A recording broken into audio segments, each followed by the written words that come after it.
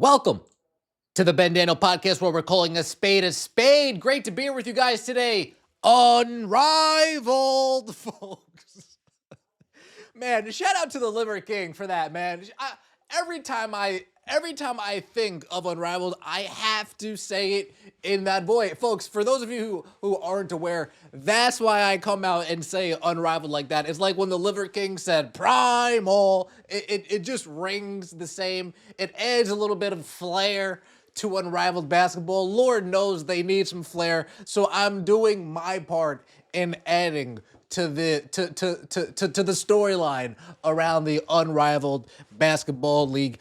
ESPN comes out with an article, Inside Unrivaled Debut, How League Looks to Alter Women's Hoops. And you might be asking yourself, okay, that's interesting, but why do we have a picture of Aaliyah Boston and Satou Sabally on the thumbnail, right? You're talking about Unrivaled, but why do we have a picture of Aaliyah Boston and Satou Sabally as a thumbnail? Well, because it's what's lurking inside the article, which is what we want to talk about.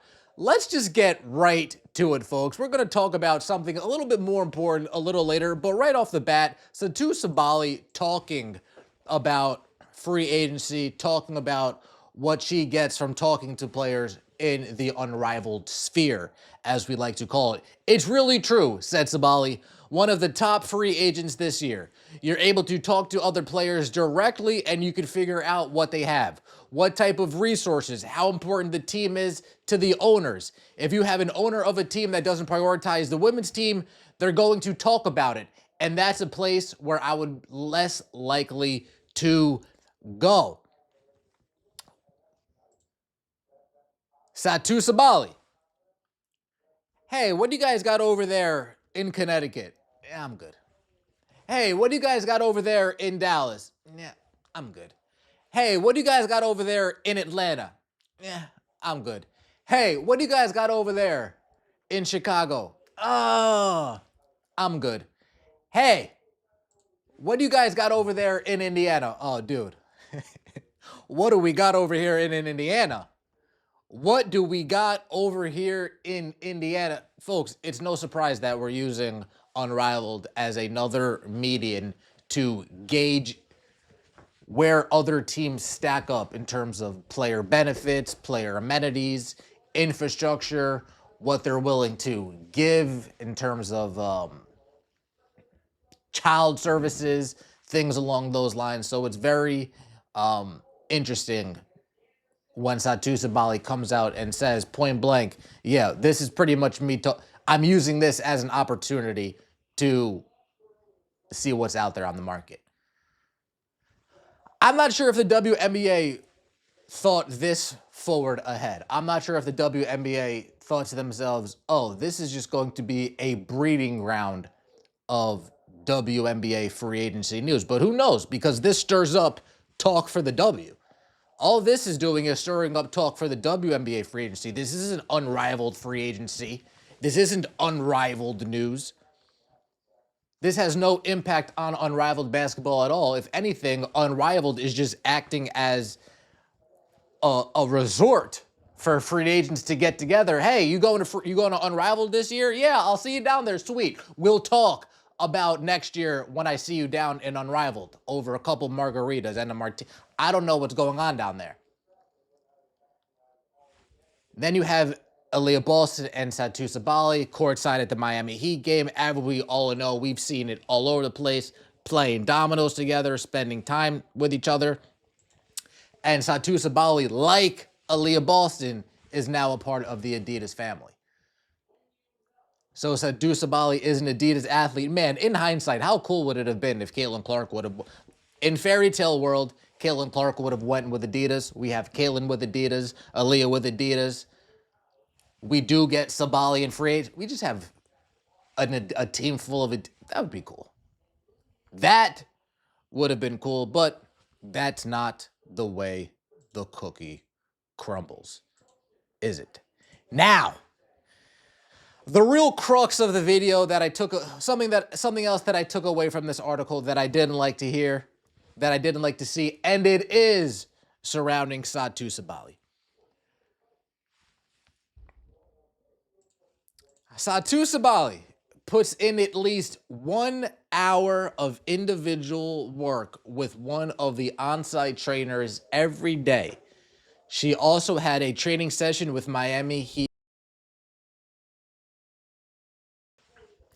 Satou Sabally puts in at least 1 hour, puts in at least an hour of individual work with one of the on-site trainers every day.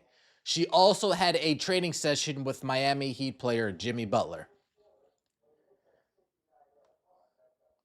Folks, if I'm looking to improve and I have trainers at my hand, at my behest, I have staff waiting for me to call them to say, hey, come meet me in the Unrivaled gym. And all I'm putting in is an hour of individual work that's not good.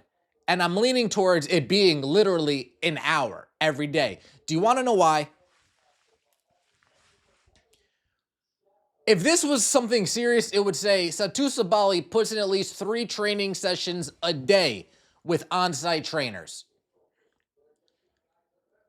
Satou Sabally takes advantage of all the amenities that she has at Unrivaled, putting in at least 3 training sessions per day. That is the issue that I have with this. Am I rooting too far into it? Possibly. But I know the players that I grew up on. I know that if this was a Kobe Bryant's name, Kobe Bryant put in at least XXX. I know if this was a Pau Gasol, who's a teammate of Kobe Bryant, damn, I know Kobe's putting in this amount of work, so I have to be at least putting in this amount of work. And you want to know what else why I think it's only been 1 hour of practice? Because the evidence shows it.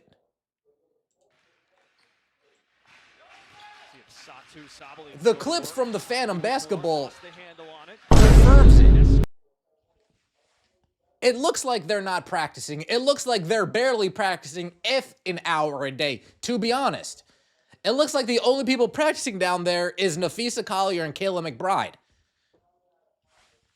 Straight, the only people practicing down there is Nafisa Collier and Kayla McBride. Everybody else looks like they're busy on vacation. De'Arica Hamby, you too. You look like you're practicing there too, De'Arica. I'll give you that. 1 hour a day. The proof is in the pudding. The proof is in the pudding. So could this be Kendra Andrews, Malika Andrews' sister? Poor choice of words? Could be. Could this be, damn, I thought 1 hour of training every day was going to make them look good. In reality, makes them look lazy. Makes them look uninspired. Again, I'm not the biggest advocate for Satou Sabally. I'm just calling a spade here. You think Kelsey Mitchell's putting in an hour a day over there in China?